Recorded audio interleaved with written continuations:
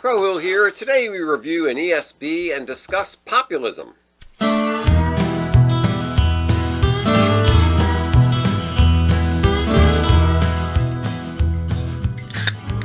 Hello and welcome to Beer and Conversation with Pigweed and Crowhill. Good evening, Pigweed. Good evening, Crowhill. What's on your mind today? Huey P. Long. Okay, that rings a bit. That's a New York politician, right? No, Louisiana. Louisiana. Yes, Louisiana politician from the Depression era. Okay. And when I was maybe like junior high, ninth grade or something in there, my brother was a big Randy Newman fan. And Randy Newman, who's from California, did basically a concept album. I didn't know what a concept album was, and I didn't know what Louisiana politics were. Right. But it was a great album. But really, it all centered around Huey P. Long in this rogue politician. Yeah. And it was the first time I heard the term populist. And I was just like, so you mean a guy who appeals to a lot of people? Right. Isn't that the job of every... Oh, you mean just like the regular guy wants to vote for him? What? Isn't that what every politician does or is supposed to do? Yeah. And so, I never really... Understood what populism... I never really... I just moved on. I was like, okay, he's a populist, but I don't know why all politicians aren't striving to be populists. Are cheerleaders all populists? Because they all want to be popular. Right. I mean, are there politicians who don't want to appeal to the regular guy who actively... I'm a different politician. I don't want to be popular. Yes. I don't want your vote. Who's not a populist? That's how I thought about that's a kingfish. You called him great kingfish. Okay. And I went to see in college between semesters. Yeah. In the summertime, I went to the Key Theater in Georgetown. Yeah. And saw a documentary on Huey P. Long. Mm-hmm. And in front of the theater, shook hands with and met George Will. Oh, interesting. Yes, we went to the same movie. Huh, very cool. There we go. All right, so here we got Winter Storm, a Category 5 ale. Right. So, that's what the label says. You don't really know what that means, although it gives a little more information here on the neck. Yeah, so it says it's a imperial with a full ruby hue, rich malty character, and an earthy hop aroma. Winter Storm is a Category 5 strength Imperial ESB. Okay, for the winter months. An ESB, you're right. Well, just like it says, malty character, earthy hops. Right. ESB is so in an English pub. So I've never been to one, but so I'm told you have mild. You have bitter, you have special, and then you have extra special. Well, ESB is extra special bitter. Okay. So it's basically you're just like ratcheting things up in terms of strength. But even then, it doesn't get to a 7.5. No, you got to be like in IPA territory before you get to 7.5. And so that's what this one is. So this one's a little bit more jacked up than that. Okay. It's supposed to be, wintry. Yeah. Yeah. The label looks like it has this half-sunken ship, frozen, stuck in a ice floe or something. Yes. Yeah, you're in that situation. You think, doggone it, I want to drink a Category 5. Yeah. Yes. This is probably just the last bad. thing I'm going to probably do. the last thing I'm going to do before they take my frozen body out. I watched the first part and just fell asleep of 1956 Gregory Peck and Orson Welles' Moby Dick. Oh. Yeah. Which I'd never seen before, and watched a little bit of that last night. That's what that boat reminds me of. That's what it reminds you of. Yeah. So this is earthy. It is malty. And it is. It's right. It's an ESB with just a little extra with some kick. Yes, it is. That's exactly what it is. Very nice. Part of the Frozen Seas, a winter variety pack, seasonal variety pack from what?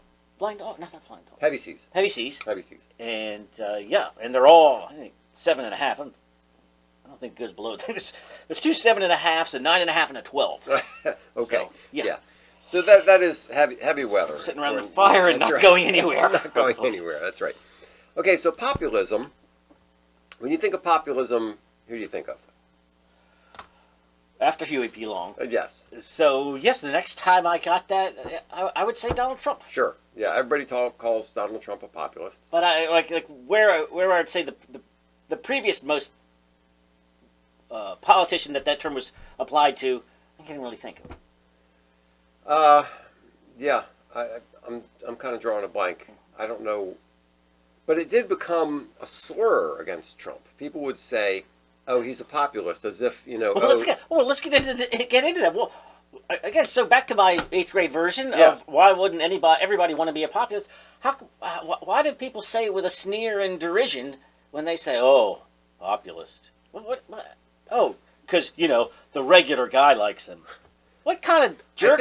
I think it has. So, here's one definition. Help me here. So, one definition just has 2 parts. Populists claim to speak on behalf of ordinary people. Okay. And these ordinary people must stand in opposition to an elite establishment, which stops them from fulfilling their political preferences. Now, let's just take that first one. It claims to speak on behalf of ordinary people. Well, what's wrong with that? It's kind of like it's sort of like the hoity-toity saying, "Oh, those Philistines," or that pedestrian. Right, but to me, my reaction is you're using that term says more about you than you are saying about anybody else. Yeah. When somebody says, "Oh, McDonald's is pedestrian, but this other stuff is good." So when they're trying to say, when they're trying to criticize ordinary people, yes, they're saying smelly Walmart people. Yeah, they have no taste. They're not well educated. Mm-hmm. They're not as refined and proper as we are. So their political ideas, their taste in a politician is by definition tainted. And exactly. It's like their taste in food or their right. whatever How about Jesse Ventura? Yeah, he might have been a populist. He could have been. I don't remember, but that's a good example. Yeah. Because he was a very common guy. a professional wrestler. But almost all politicians try to pretend that they have a common guy. Well, then at the same time, you have to be an elitist to the point that you get the elites on your side, but you're also your Joe from the Scranton coal mines, where roll up your sleeves. And remember when they criticized George W. Bush because he couldn't tell somebody how much a gallon of milk cost? Yeah. Yeah, like George W. Bush ever bought a gallon of milk in his life. Yeah. I mean, right? He had just spent 8 years in the White House. He was a CIA director before that. Yeah. I mean, Hillary Clinton probably hasn't driven a car in 40 years. Mm-hmm. Mm-hmm. Yeah, is that the measure of the everymanness? Right. Yeah, try to show. So you want to be every man, but you don't want to be a populist. There is a bit of a contradiction there, but I think another way to look at it is not just the question of are you an ordinary guy, which a lot of politicians want to say that they're an ordinary guy, but they have to be in opposition against the elite establishment, and that's perhaps you want to drain a swamp. Yeah, say. like the Jimmy Carter came in as the I'm anti-Washington, and right. So there is that, Mr. Smith goes to Washington. There is that sense of against the establishment and against not just the establishment, but the elite establishment. And what you're trying to say there is these people, they've got their fancy tastes and they, eat their fancy food and drink their fancy wine and drive their fancy cars, but they don't really understand what most of America is about. So it's setting the common man against this elite establishment and saying, the elite establishment has been running us completely the wrong direction, and we need ordinary common sense to prevail. Yeah, and it's been peaking lately. It's been worse than ever, I would say. The elitism, the distance between the elite and the people continues to grow. Yes, and that's when Donald Trump came along at that right time. Mm-hmm. Like no one is listening to you. I will listen to you. When they come after me, they're coming after you. I'm just in their way. Mm-hmm. That's classic populism. But I don't say it with a sneer. Yes. And I think the idea that the establishment is getting more and more disconnected from the common man. Yeah. The funny thing is, you get it from Trump, but you also get it from Bernie Sanders on the left, where Bernie Sanders he's saying, we have this huge pay discrepancy. We've got these rich people who make a zillion times more than the poor people, and that's wrong, and we shouldn't have this big income disparity. So you have... Go on to that, because it's important. Populism... We're associating populism with Trump. Populism is not a conservative idea. No, it's not a conservative ideal at all. It's an emphasis on the people versus the elite. It's an anti-establishment sentiment. And then here's one that it's simple solutions to complex problems. Now, you could say that in a sneering way. You think that's all you got to do. But you know what? When I read the simple solutions to complex problems, what I pictured was that scene in Patton, where the army is marching and they're on a bridge and the whole column is stopped. Mm-hmm. And Patton is like, what's going on here? And he rides up to the front, and there's a donkey that is stuck there, and he won't move. And they're like... Because he's a stubborn donkey. Because he's a stubborn donkey. And Patton just shoots the donkey, throws it over the side, and moves the column along again. A simple solution to a not very complex problem. But the idea build a wall. The idea is sometimes people allow themselves to get so caught up in the rules and the bureaucracy and the regulation and, you can't do that. And who says you can't do that? Well, that's what I'm saying. Right. Well, we need comprehensive immigration reform. How about build a wall? Mm-hmm. Right? Yeah, why do we need that? That's not going to work. You need to...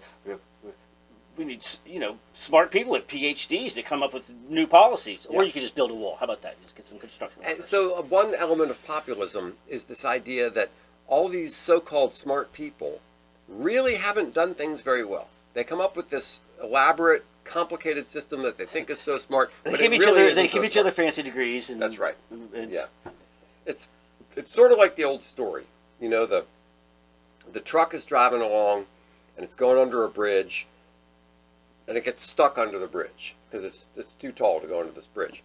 And they call in the engineers and everybody else, and they're trying to figure out what to do. And a little kid by the side of the road says, "Mister, I'll tell you how to get that truck out of there if you give me a quarter." And I says, "Sure, kid." Well, he says, "Let the air out of the tires." Before they replace the bridge? Yeah, right. Yeah, so the idea, and this is a common American kind of an idea, of just the common sense, ordinary guy who knows better than the elite, educated, hoity-toity folks. So there's that. Another element of populism is strong leadership. And a lot of times it centers around a charismatic leader, although I don't know that is fair, because Barack Obama was a charismatic leader, but he wasn't really called a populist. Yeah. All right, another one is a direct appeal to the public. They use direct communication channels. So instead of going through the established channels, going through the media, they speak directly to the people. Yeah. Which to me nowadays just seems like good sense. Yeah, and much easier to do, right? Before you really had to go through the three networks. And now, this definition also says, populism also has a critique of representative democracy. Populists often criticize the mechanisms of representative democracy, arguing that they've been corrupted by the elite and do not adequately reflect the will of the people. So that kind of gets into on the one hand, it gets to people claiming that there's voter fraud and that sort of thing, but it also gets to the question of the rich controlling everything. Like the left will frequently say, I remember this guy I used to work with. He was quite a leftist, and he said, "Freedom of the press for everybody who can afford a press." Yeah, right. Which worked until we had digital media, social media, and all of the all of the leaders of how we communicate are all lefties now. Now what do you got? Now what do you got? This is taking place in, I don't know, 2 election cycles, right? Where CEOs and Wall Street Richies, investment bankers were all conservatives, and now they're all ESG. Yeah. It's weird. It's really weird how corporate America has shifted so much from right to left. So then let's talk for a minute about left-wing versus right-wing populism, because if populism is not, people usually nowadays say populism when they're talking about right-wing, but there really is left-wing populism too. Left-wing populism has an economic focus. They emphasize issues related to economic inequality and class struggle, which is, of course, classic Marxist stuff. They have redistributive policies. Yeah. They want to rob from the rich and give to the poor. I guess Robin Hood might have been a lefty.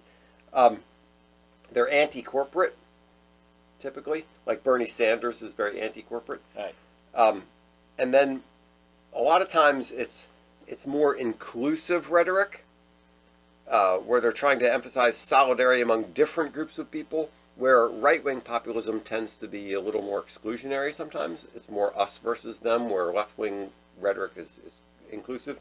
And then apparently they criticize globalism and international institutions. But some of these areas kind of blur. They blur do. the lines back and forth. Yeah. So right-wing populism supposedly is more a cultural and nationalistic focus. Like, you want to say, these immigrants are destroying the country that I know and love, right?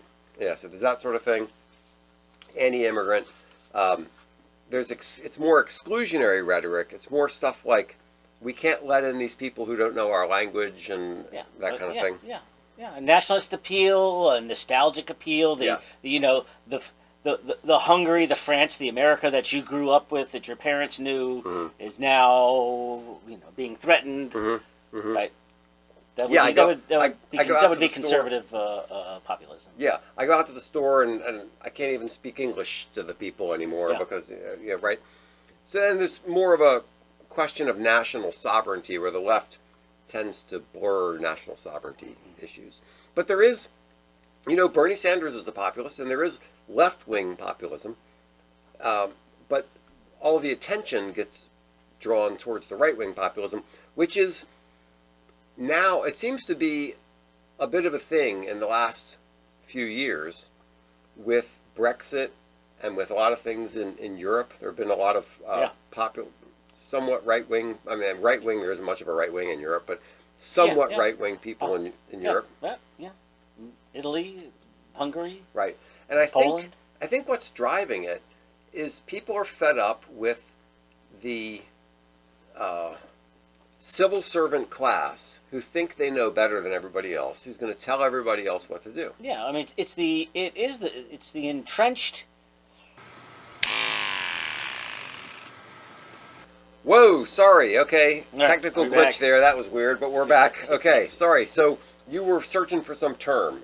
Yeah, I think what I was thinking of was the deep state. Yes. The idea that, not that there is an organized conspiracy where they get together. Yeah. It's just that there's a certain momentum going in government agencies and government departments that they should be acting on the behest of the president, but they've got their own agenda. They've been there for 30 years. They're going to keep doing whatever they're doing. And so the average guy is thinking, even if I can vote out the people that I can vote out, I can't vote out these people. Right. So that reminds me of two things. And so when a politician comes in and says, I'm going to clean house, that's refreshing to them. Yes. So it reminds me of two things. One thing it reminds me of is corporate culture.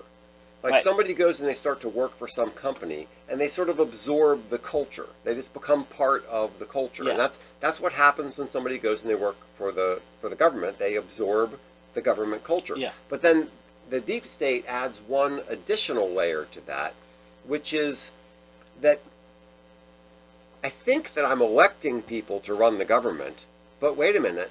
No, the people that I elect, presidents, congressmen, senators, people like that, they have staff, and there are these agencies, and there's like this huge bureaucracy that's totally unelected, that is like this big blob of jelly that we can't push it, we can't move it, we can't change it. It's going to go the way it's going to go.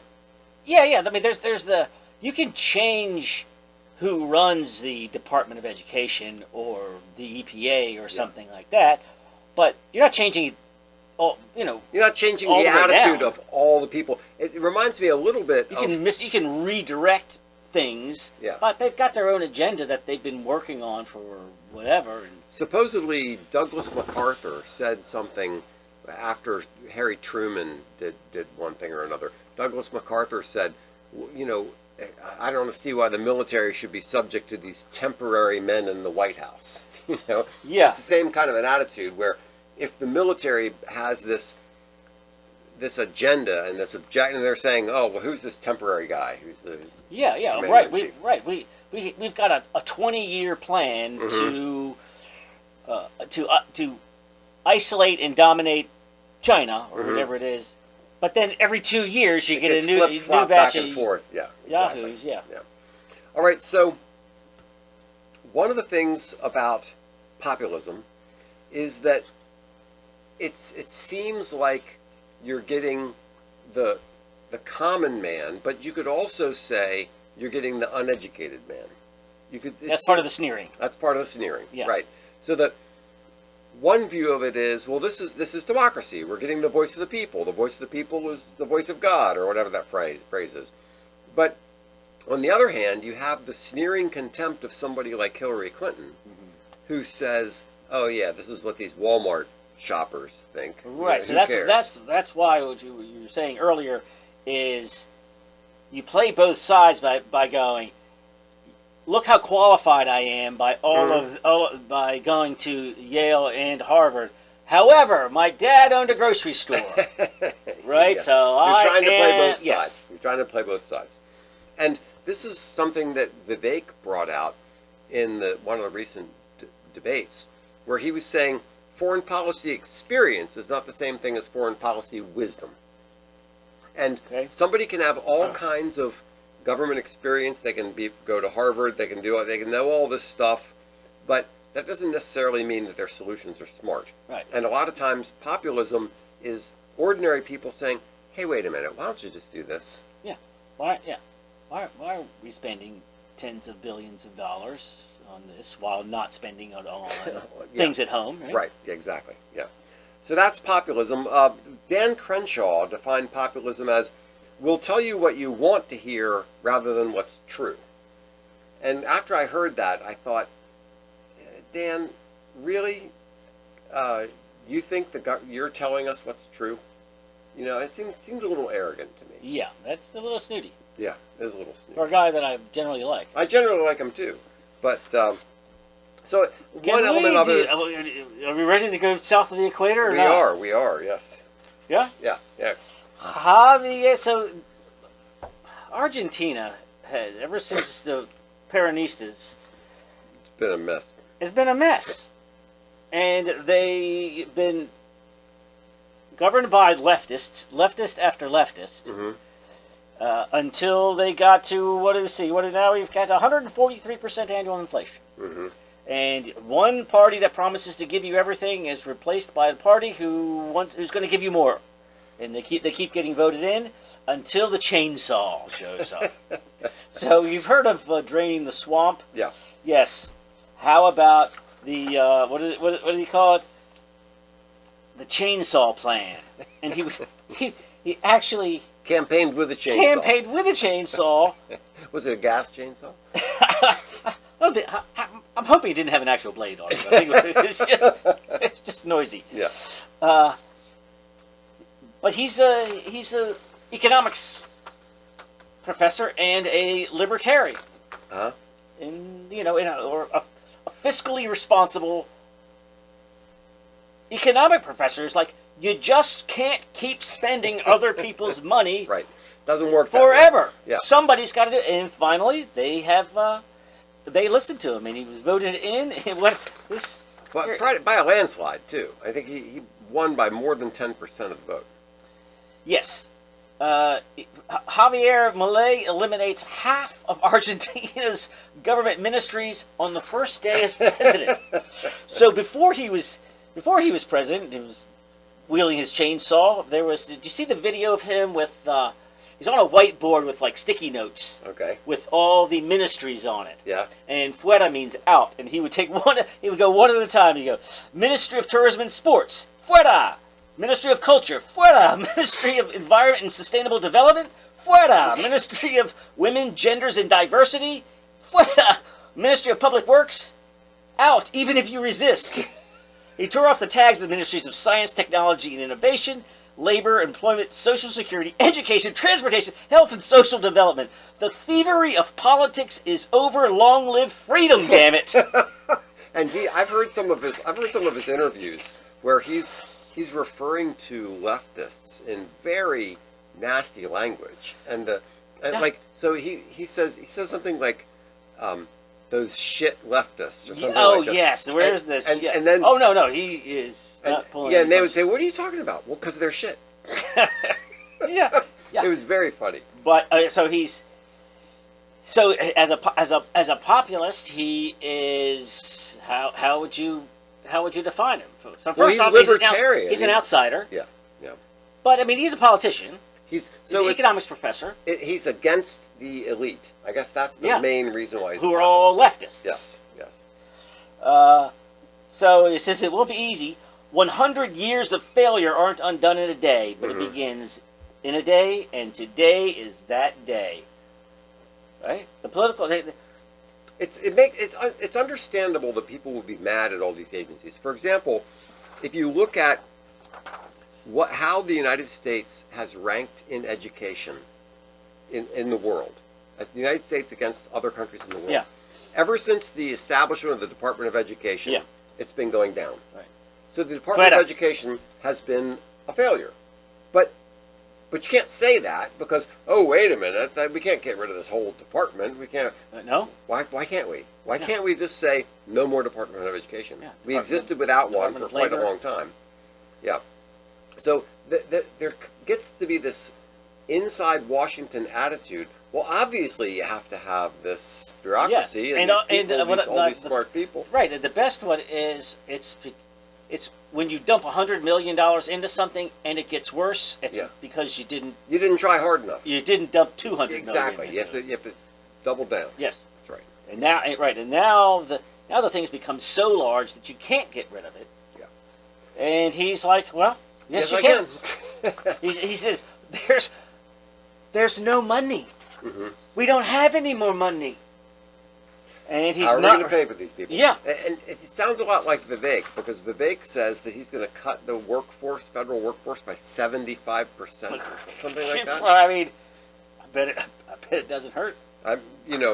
Both my parents used to work for the government. They don't anymore, so you can go ahead and cut the federal workforce. That's fine with me. So the chainsaw plan. Here's the sell off state-owned companies, of course. Yes. I mean, why do you have a state-owned company? Right, Mexico nationalized everything. It all went in the toilet, and then in the 80s they sold off everything except for Pemex, the petroleum. But they used to own the banks, the airline.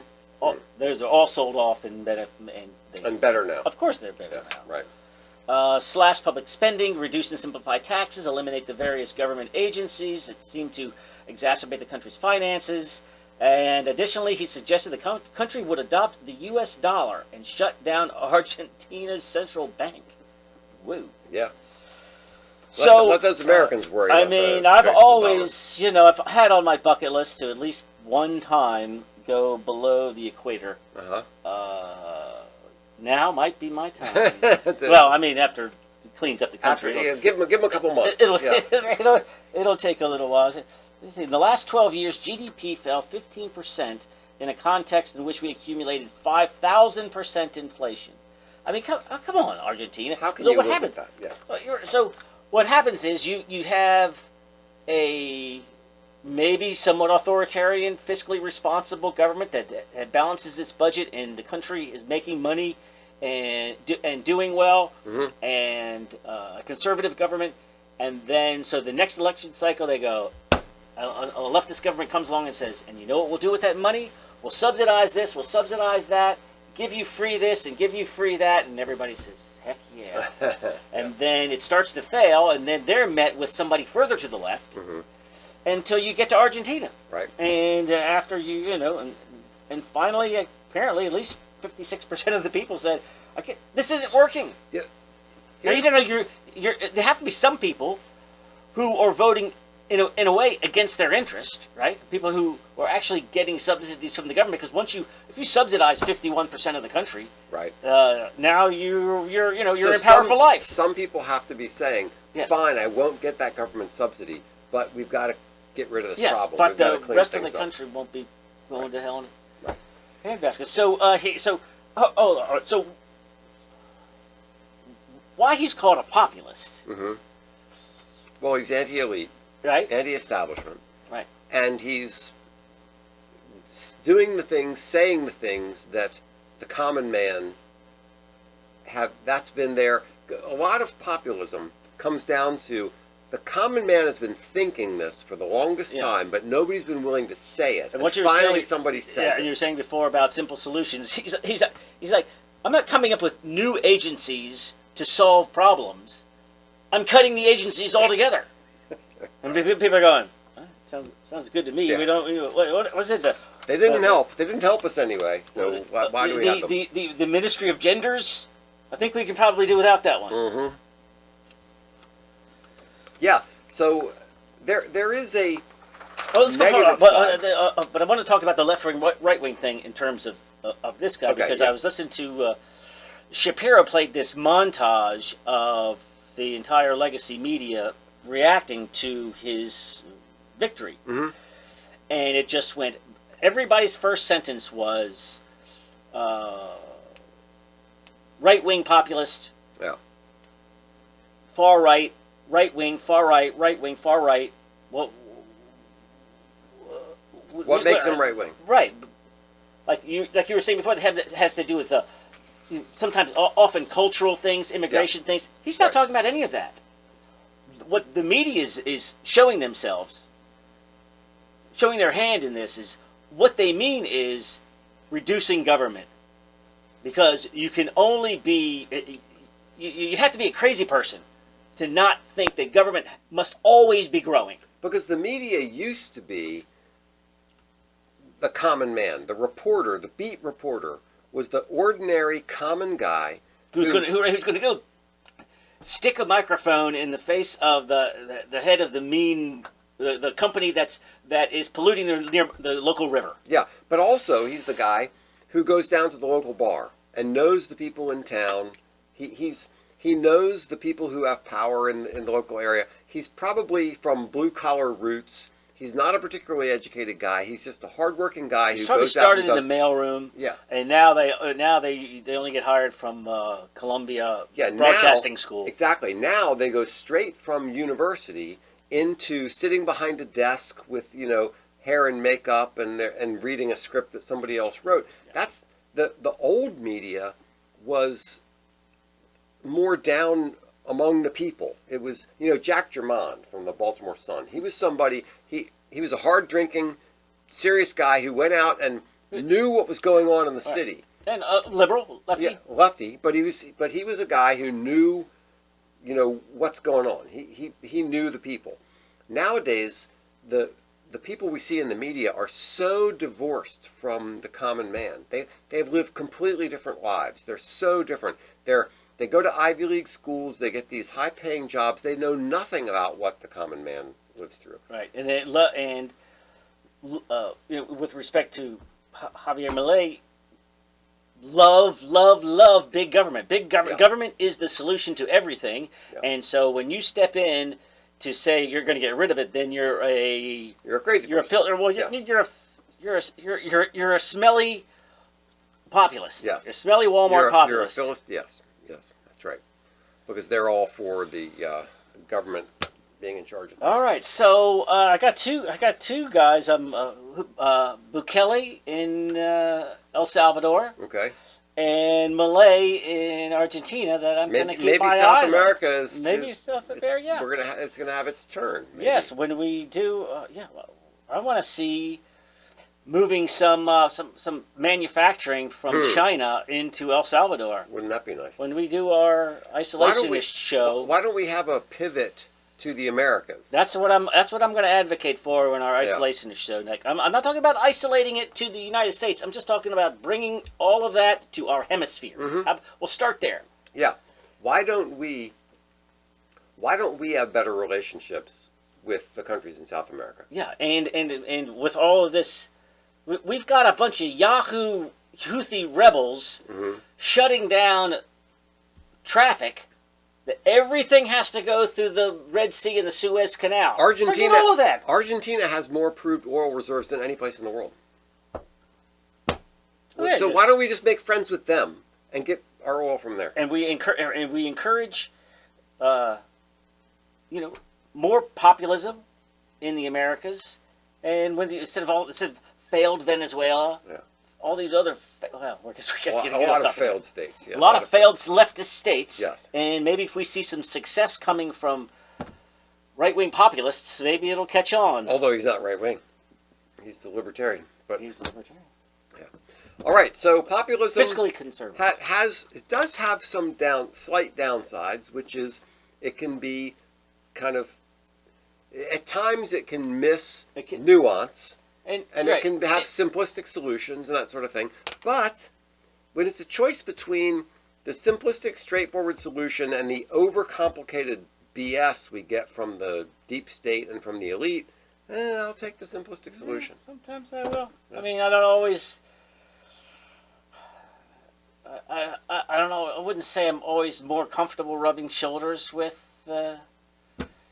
guys at the monster truck rally, but in a lot of ways, politically, I'm more on their side than